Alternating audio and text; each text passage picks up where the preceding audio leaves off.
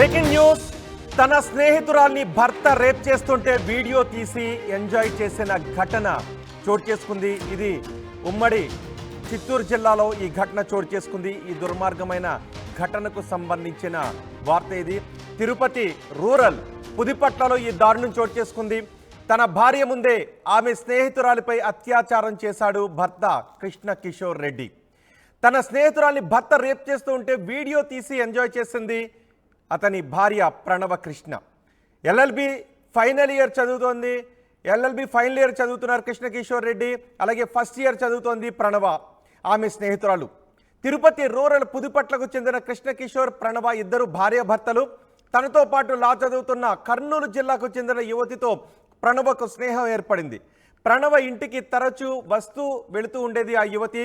అప్పటికే ప్రణవకు ఆమె భర్త కృష్ణ కిషోర్కు ఇద్దరికి కూడా, భార్యాభర్తలు ఇద్దరికీ కూడా ఉండకూడని గంజాయి అలవాటు ఉంది. తన ఫ్రెండ్కి కూడా గంజాయిని అలవాటు చేసింది ప్రణవ. గంజాయి మత్తులో ఉన్న యువతిని భర్త కృష్ణ కిషోర్ రెడ్డితో అత్యాచారం చేయించింది. వీడియోలు తీసింది ప్రణవ. ఆ వీడియోలను యువతి అన్నకు, ఆమెకు కాబోయే భర్తకు పంపి బ్లాక్మెయిల్కు పాల్పడ్డారు ఈ భార్యాభర్తలిద్దరు. ఎంఆర్పల్లి పోలీసులను ఆశ్రయించింది బాధిత యువతి. గతంలో కూడా ఓ యువతి పట్ల ఇలాగే ప్రవర్తించారు అనే ఆరోపణలు ఉన్నాయి.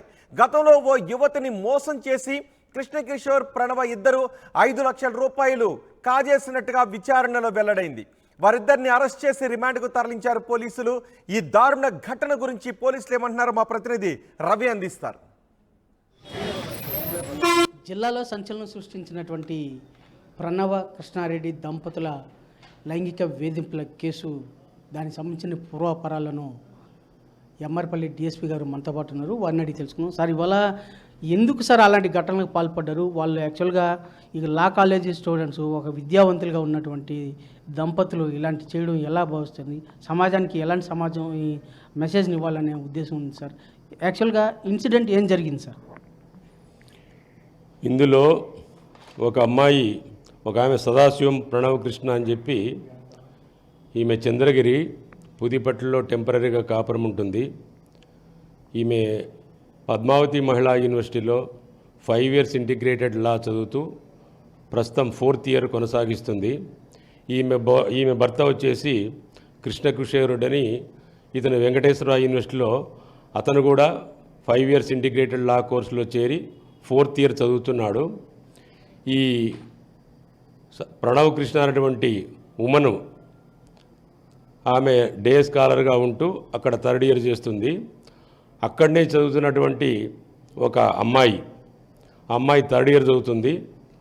ఆ అమ్మాయి కొంత అనారోగ్య సమస్యలతో సతమతమవుతుంది అన్నటువంటి విషయాన్ని ఈమె ఆసరా చేసుకొని, సమ్ ఆస్మా, తర్వాత అక్కడ అట్మాస్ఫియర్ కంజీనియల్గా లేదు అనేటువంటి దాన్ని దృష్టిలో ఉంచుకొని ఈ ప్రణవ్ కృష్ణ ఆ అమ్మాయిని, నీకు మా ఇల్లు ఇక్కడే దగ్గర, అక్కడికి పోతే నీకు అన్ని విధాల అట్మాస్ఫియర్ బాగుంటుంది, మంచి ఫుడ్ ఉంటుంది, సో దట్ ఈ యొక్క అనారోగ్య సమస్య కొంత బయటపడే అవకాశం ఉంటుందని చెప్పి ఆ అనారోగ్య సమస్యను ఎక్స్ప్లాయిట్ చేసుకొని అమ్మాయిని ఇంటికి తీసుకుపోవడం, అక్కడ వాళ్ళ భర్తతో భోజనానికి ముందు ఏదో నీళ్లలో మత్తు మందు కలిపి, మత్తు మందు అనేది స్పెసిఫిక్గా పలానా మందు అనేటువంటిది ఏమి తెలియదు, ఇప్పటిదాకా ఇన్వెస్టిగేషన్లో తేలాల్సింది అది. ఆ మత్తు మందు కలిపి తాగిన తర్వాత ఆ అమ్మాయిని వాళ్ళ భర్త ద్వారా రకరకాలుగా లైంగిక వేధింపులకు గురి చేస్తున్నాడు. ఇది గత సంవత్సరం జూన్ నుంచి డిసెంబర్ దాకా ఈ వ్యవహారము, ఈ తతంగమంతా జరుగుతూనే వస్తుంది. అయితే ఇటీవల కాలంలో ఆ అమ్మాయికి పెళ్లి ఫిక్స్ కావడము, పెళ్లి ఫిక్స్ అయిన తర్వాత ఆ భర్తతోటి ఈ విధంగా, మీరు మాకు డబ్బులు ఇస్తే పర్వాలేదు, ఇవ్వకపోతే గతంలో మా ఇంట్లో ఏ విధంగా అనేక రకాలుగా నువ్వు లైంగిక వేధింపులకు గురయ్యావో అట్లాంటి ఫొటోస్ మేము తీసాము, వాటిని విడుదల చేసి మీ భర్తకు పంపిస్తామన్నటువంటి సంఘటన వెలుగులోకి వచ్చిన తర్వాత అమ్మాయి వాళ్ళ తల్లి వెంటనే పోలీస్ స్టేషన్కి వచ్చి కేసు ఇవ్వడము, దానిపైన కేసు నమోదు చేసి, ఇది ఒక విద్యార్థికి జరిగినటువంటి సంఘటన కాబట్టి వెంటనే స్పందించి దీనిపై రకరకాల సెక్షన్ల కింద కేసు నమోదు చేసి, తర్వాత ఈ కేసును అన్ని కోణాలలో కేసు సంఘటన నేపథ్యం రీత్యా వాళ్లకు కఠినంగా ఇటువంటి భవిష్యత్తులో పునరావృతం కాకుండా విద్యార్థులు ఇటువంటి అఘాయిత్యాలకు గురి కాకుండా ఉండాలనే ఉద్దేశంతో లోతుగా దర్యాప్తు చేసి వాళ్లకు ఖచ్చితంగా శిక్ష పడేలా పోలీస్ పరంగా తీసుకోవాల్సినటువంటి అన్ని చర్యలు తీసుకోవడం జరుగుతుంది. సార్ ఇదివరలో ఇలాంటి ఇన్సిడెంట్ ఇదివరలో కూడా చేశారు 2 years బ్యాక్ కూడా అనేసి ఒక ఆరోపణ వచ్చి అది ఎంతవరకు నిజం సార్? సేమ్ వాళ్ళే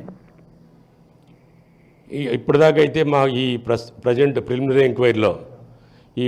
ఎంక్వైరీలో ఈ సంఘటన మాత్రం వెలుగులోకి వచ్చింది. కానీ ఇప్పుడు ఇన్వెస్టిగేషన్లో ఎందుకంటే లోతుగా వివిధ కోణాలలో దర్యాప్తు జరుగుతుంది కాబట్టి ఈ వాస్తవాలు అది వాస్తవమైతే అవి బయటికి తీసే ప్రయత్నం చేస్తాం. సార్ అంటే ప్రధానంగా అంటే యూనివర్సిటీస్లో గంజాయి వాడకం ఎక్కువగా ఉంది. అలాంటి గంజాయి మత్తు పదార్థం ఇచ్చే మా మీద లైంగిక వేధింపులు దాడులకు పాల్పడ్డారు అనే ఆరోపణ వస్తుంది. ఎంతవరకు నిజం సార్? ఇటీవల కాలంలో రాష్ట్ర వ్యాపితంగా ప్రభుత్వం కూడా ప్రధానంగా ఇన్ పర్టికులర్ హోమ్ డిపార్ట్మెంటు ఈ గాంజా లేదా ఏ ఇతర మత్తు పదార్థాల వల్ల యువత చెడిపోతుందన్నటువంటి ఆలోచనతోటి రాష్ట్రంలో నెలకొన్న పరిణామాలను దృష్టిలో ఉంచుకొని అత్యంత ప్రాధాన్యమైనటువంటి అంశంగా ప్రభుత్వం పరిగణిస్తూ రాష్ట్ర వ్యాప్తంగా అన్ని జిల్లాల్లో కూడా ఒక్క గాంజాని కాదు ఏ రకమైనటువంటి మత్తు పదార్థాలకు యువత లోను కాకుండా ఉండాలనే ఉద్దేశంతో అనేక జిల్లాల్లో ప్రత్యేకమైనటువంటి చర్యలు చేపడుతూ ఆ చర్యలను కార్యరూపం దాల్చే విధంగా ప్రతిరోజు ప్రభుత్వం దీన్ని అబ్జర్వ్ చేస్తూ మానిటర్ చేస్తున్నటువంటి పరిస్థితి రాష్ట్రంలో నెలకొని ఉంది. అంటే నిన్న జరిగినటువంటి అంటే ప్రణవ ఆ లేడీ ఆమె వచ్చి వాళ్ళ స్నేహితురాలకి గంజాయి మత్తు పదార్థం ఇచ్చి ఇలాంటి ఇన్సిడెంట్కి పాల్పడింది అనే ఆరోపణ వస్తుంది. ఎంతవరకు నిజం సార్ అది?